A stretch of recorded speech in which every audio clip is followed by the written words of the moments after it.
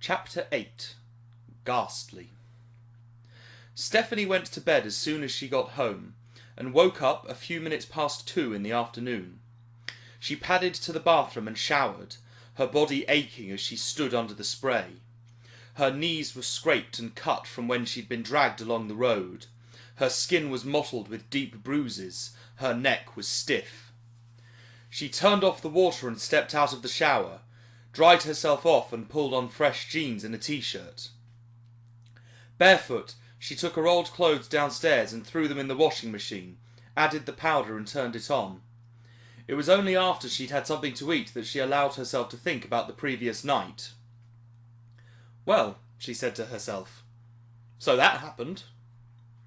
She pulled on her shoes and went out, the sunshine warm on her face.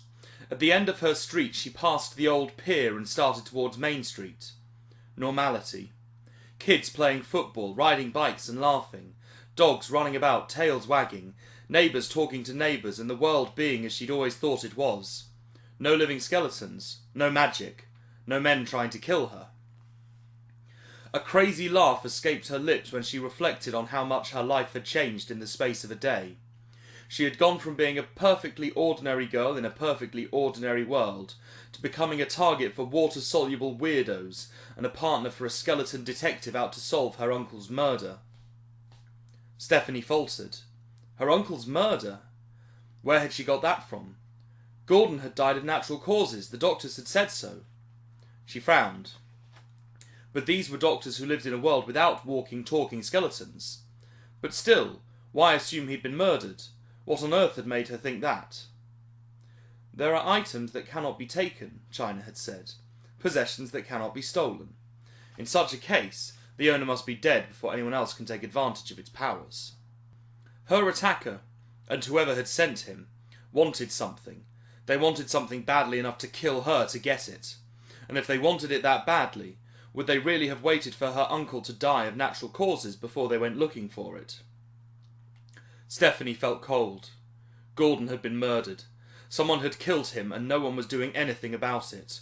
No one was asking the questions. No one was trying to figure out who did it. Except for Skulduggery. She narrowed her eyes. He must have known Gordon was murdered. If he hadn't already suspected it when they first met, he must have worked it out in the library. China probably knew as well, but neither of them had told her. They didn't think she could handle it, maybe. Or maybe they didn't think it was any of her business.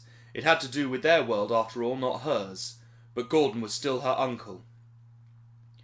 A car pulled up behind her. People stared. She looked back and saw the Bentley.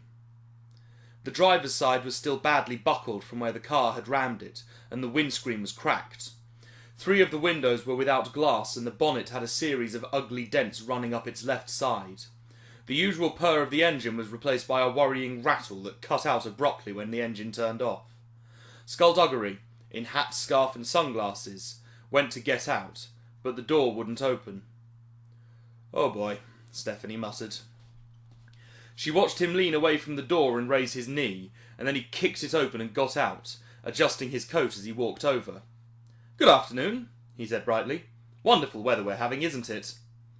People are staring, Stephanie whispered as he neared. Are they really? Oh, so they are.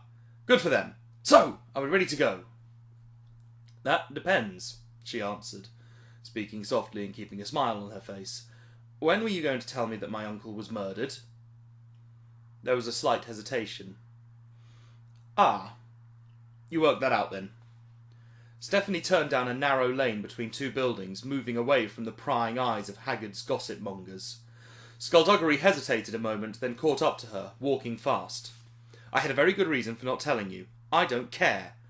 Now that no one could see her, she dropped the smile. Gordon was murdered, Skulduggery. How could you not have told me? This is a dangerous business. It's a dangerous world that I'm part of. She stopped suddenly. Skulduggery kept walking, realised she wasn't beside him anymore, and turned on his heel. She crossed her arms. If you don't think I can handle it... No, you've certainly proved yourself capable. She heard the tone of his voice change slightly. I knew from the moment I met you that you're just the type of person who would never walk away from danger simply out of stubbornness. I wanted to keep you out of it as much as I could. You've got to understand. Gordon was my friend. I thought I owed it to him to try and keep his favourite niece out of harm's way. Well, I'm in harm's way, so it's not your decision anymore. No, apparently it isn't. So you won't keep anything from me again? He put his hand to his chest. Cross my heart and hope to die. Okay. He nodded and led the way back to the Bentley. Though you don't actually have a heart, she said. I know. And technically you've already died. I know that too. Just so we're clear. What's he like? Stephanie asked as they drove. What's who like? This guy we're going to see. What's his name? Ghastly Bespoke. She looked at Skulduggery to make sure he wasn't joking, then realised there was no way she could tell. Why would anyone call themselves Ghastly? All manner of names suit all manner of people. Ghastly is my tailor, and also happens to be one of my closest friends. He first taught me how to box. So what's he like? Decent. Honourable. Honest. But more fun than I'm making him sound, I swear. Also, he's not magic's biggest fan. He doesn't like magic? How could he not like magic? He just doesn't find it interesting. He prefers the world he reads about in books and sees on TV. The world with cops and robbers and dramas and sports. If he had to choose, I expect he'd live in the world without magic. That way he could have gone to school and got a job and been normal. Of course, he's never been given the choice. I suppose for him, there could never really be a choice. Not really. Why not? Skulduggery hesitated for only a moment, as if he was choosing how best to say it. Then told her that Ghastly had been born ugly. Not just unattractive, he said. Not merely unappealing, but really, honestly ugly. His mother was jinxed when she was pregnant with him, and now his face is ridged with scars. They tried everything to fix it. Spells, potions, charms, glamours, various and sundry creams, but nothing worked. He explained that, as a child, Ghastly had always told his friends that he got his love of boxing from his father, and his love of sewing from his mother. The truth was, his father was the one who was constantly making alterations to hemlines and such, and his mother was a bare-knuckle boxing champ who boasted 22 consecutive wins. Skulduggery had seen her fight once. She had a right hook that could take a head clean off, and according to legend it had once too. Regardless, Ghastly was brought up in these two separate disciplines and, figuring he was ugly enough already, decided to try a career as a tailor rather than a boxer. And I, for one, am glad he did, Skulduggery said. He makes extraordinary suits. So we're going to see him because you need a new suit. Not quite. You see, his family had amassed a unique collection of artwork, paintings and literature about the ancients from all over the world. Included are a couple of rare volumes that could be very useful indeed. All anyone knows about the sceptre is based on half-forgotten myths. Those books, and whatever else is in Ghastly's collection, will hold a far more detailed description of the legends, about what the sceptre does, and, in theory, how one would go about defending oneself against it. They parked and got out. The neighbourhood was dirty and run down, and people hurried by without even glancing at the battered car in their midst. A little old lady shuffled past, nodding to Skulduggery as she went. Is this one of those secret communities you were telling me about? Stephanie asked. Indeed it is. We try to keep the streets as uninviting as possible, so no casual passer-by will stop and have a look around. Well, you've succeeded. You should be realising by now that looks are, more often than not, deceiving. A neighbourhood like this, with its graffiti and litter and squalor, is the safest neighbourhood you could possibly visit. Open the door to any one of these houses around us and you walk into a veritable palace. Surface is nothing, Stephanie. I'll try to remember that, she said as she followed him to a little shop perched on the corner. She looked around for a sign. Is this the tailor's? Bespoke tailors, yes. But there's no sign. There aren't any clothes in the window. How would anyone know it's even open? Ghastly doesn't need to advertise. He has a very specific clientele, and he can't really afford to let ordinary people wander in when he's measuring out a new suit for an 8-armed octopus man. Are you serious? There's an 8-armed octopus man? There's a whole colony of octopus people, Skulduggery said as they approached the door. Really? Good God, Stephanie, of course not. That would be far too silly. He walked on before she could even try to hit him. The shop door was unlocked and he led the way in. Stephanie was surprised by how clean and bright and ordinary looking it was. She didn't know what she was expecting. Mannequins that came alive and tried to eat you, perhaps. There was a nice smell in here too. Comforting. Ghastly Bespoke walked out from the back room, and when he saw them he smiled. He shook Skulduggery's hand warmly. He was broad-shouldered, and his scars covered his whole head. When Skulduggery turned to introduce Stephanie, and he saw the way she was staring at Ghastly, he shrugged. "Don't mind her," he said. "She stares. That's what she does when she meets new people." "I'm quite used to it," Ghastly said, still smiling. "Do you want to shake hands, miss? Or start off with something easy, like waving?" Stephanie felt herself blush, and she stuck out her hand quickly. His hand was normal, no scars, but tough and strong. "Do you have a name?" he asked. "Not yet," she admitted. "Better make sure that you really want one before you think any more about it. This life isn't for everyone." She nodded slowly, not sure what he was getting at. He took a moment, looking her up and down. "There's been some trouble?" "Some," answered Skulduggery. "Then the proper attire is probably cared for." "Then the proper attire is probably called for." Ghastly took out a small pad, started jotting down notes. "Do you have a favourite colour?" he asked her. "I'm sorry?" "To wear. Any preference?" "I'm not sure I understand. Not all of the clothes I make are merely examples of exquisite tailoring. Sometimes, if the situation arises, special requirements are catered for." "Such as keeping you safe until this whole thing is over," Skulduggery said. "Ghastly can make you a suit. Nothing too formal, which could very possibly save your life." "Fashion," said Ghastly with a shrug. "It's life or death." His pen was at the ready. "So, once more, do you have a favourite colour to wear?" "I'm not sure I could afford it." Ghastly shrugged. "I'll put it on Skulduggery's tab." "Go nuts." Stephanie blinked. To go from her mother buying most of her clothes to this was a step she hadn't been expecting. "I don't know, I'm not sure. Black?" Ghastly nodded and scribbled in his notebook. "Can't go wrong with black." He looked up at Skulduggery. "Just let me lock up," he said. "Then we can talk properly." While they waited for him to do so, Skulduggery and Stephanie wandered into the back of the shop. Material and fabrics of all types and textures was arranged very neatly in massive shelves that lined the walls. There was a single workplace in the centre of the room, and another doorway leading further back. "He's going to make me clothes," Stephanie whispered. "Yes, he is." "Doesn't he need to take measurements or something?" "One glance, that's all he needs." They passed through into a small living room, and moments later Ghastly joined them. Stephanie and Skulduggery sat on the narrow sofa, and Ghastly sat in the armchair opposite, both feet flat on the ground and fingers stapled. "So, what's all this about?" he asked. "We're investigating Gordon Edgley's murder," Skulduggery said. "Murder?" Ghastly said after a short pause. "Indeed." "Who would want to kill Gordon?" "We think Serpine did it. We think he was looking for something." Ghastly said, frowning. "Usually when you want my help you just call and we go off and you get me into a fight. You've never explained what's going on before, so why are you doing it now? This is a different type of help I need." "So you don't need me to hit anyone? We'd just like your help in finding out what Serpine is after." "I see," Ghastly said, nodding his head. "You don't see, do you?" "No," Ghastly said immediately. "I really don't know what you want me to do."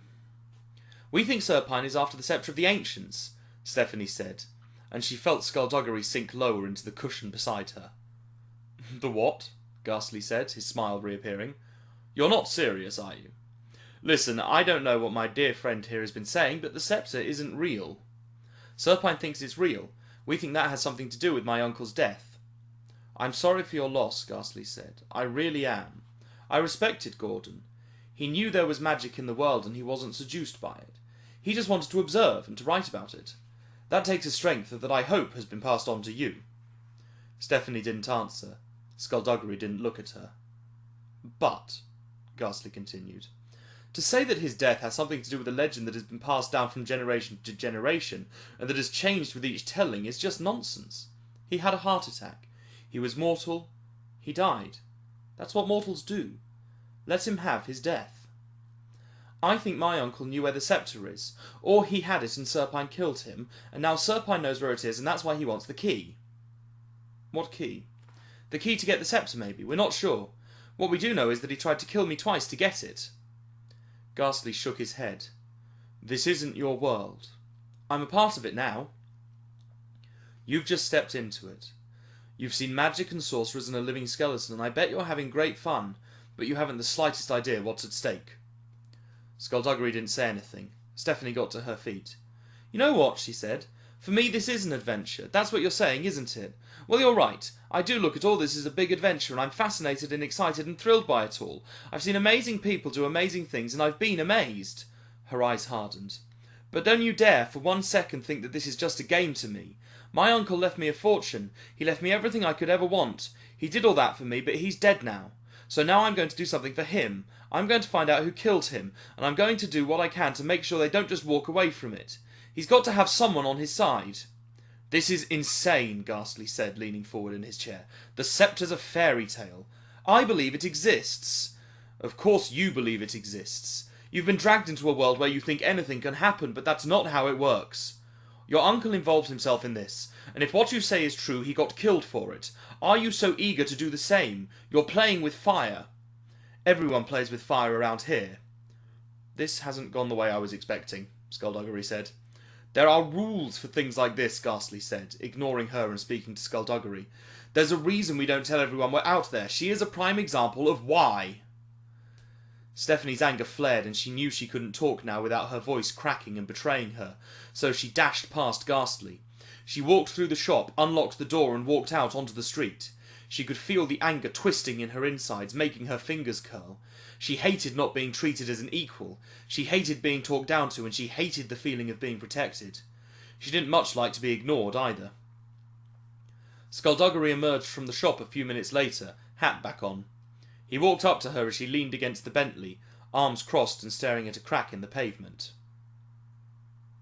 So that went well, he said eventually.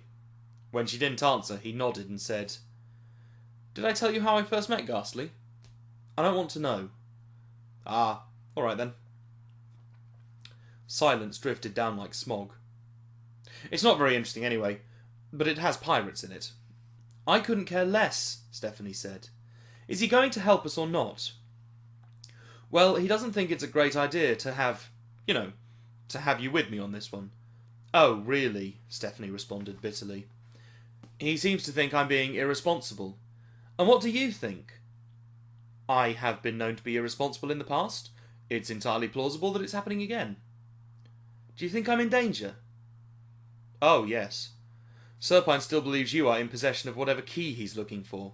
The moment he learns who you are or where you are, he'll send someone else.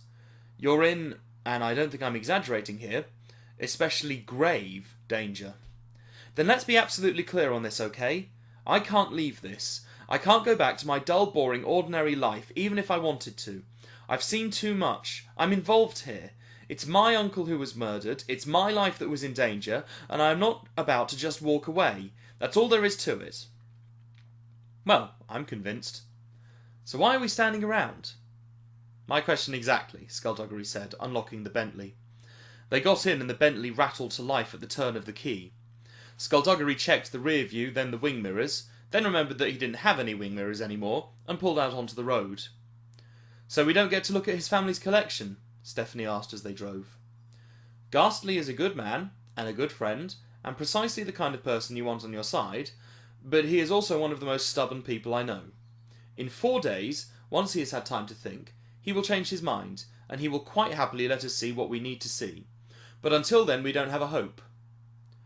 Wouldn't the books be in China's library too?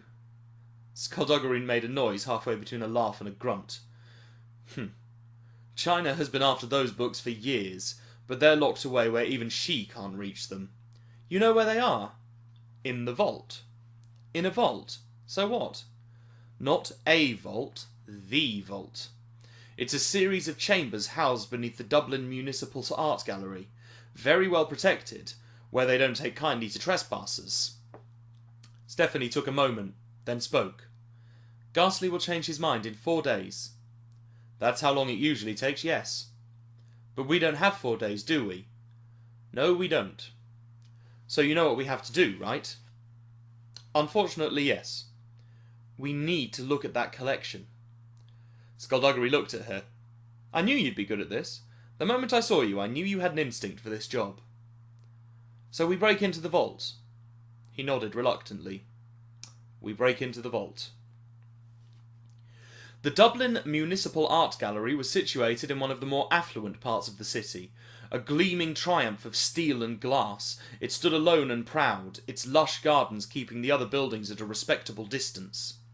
Stephanie and Skulduggery parked across the road as part of what Skulduggery called a preliminary stakeout. They weren't going to break into the vault yet, he assured her. They were just here to get some idea of what they were up against. They had just seen the gallery staff and a half-dozen security guards leave the building, their shift over for the day. 2 people, a man and a woman, dressed in blue overalls, passed them on the steps and entered the gallery, locking the doors behind them. Ah, Skulduggery said from beneath his scarf. We may have a problem. What problem? Stephanie asked. Them? Who are they? The night shift. 2 people, that's all. They're not exactly people. So who are they? It's not so much who as what. I swear, Skulduggery, you either give me a straight answer or I'm finding the biggest dog you've ever seen and I'm going to make him dig a hole and bury you in it. Oh, that's charming, that is, Skulduggery said, then made it sound like he was clearing his throat, though there was nothing to clear and no actual throat to clear it from. Did you notice the way they moved? Very, I don't know, gracefully. What about it? Are they dancers? The vault has ballerina security guards. They're vampires, Skulduggery said. The vault has vampire security guards. Stephanie made a show of poking her head out of the window and looking up at the sky. The sun's still out, Skulduggery. It's still bright. Doesn't matter to them. She frowned. Doesn't sunlight kill them? Doesn't it turn them to dust or make them burst into flames or something? Nope. Vampires tan just like you and me. Well, just like you. I tend to bleach. So sunlight has no effect on them. It binds them. It dampens their powers. During the day they are, for all intents and purposes, mortal. But when the sun goes down their powers flare up. I didn't know that. And the vault employs 2 of them as their night shift. The ultimate guard dogs. If sunlight doesn't hurt them, I don't suppose crosses will scare them off. The best way to stop a vampire is with a whole lot of bullets. And since we don't want to hurt anyone, this is that problem I was telling you about. There must be a way to get by them. We could disguise ourselves as cleaning staff or something. No one works when vampires are around. Vampires don't make a distinction between allies and prey. They can't resist the bloodlust any more than a moth can resist a big bright light. They're killers. The most efficient, deadly killers on the face of the planet. Scary. Yes, well, vampires aren't known for being cute. Well then, we're going to have to come up with something really, really clever. Skulduggery paused, then shrugged. I suppose I am good at that.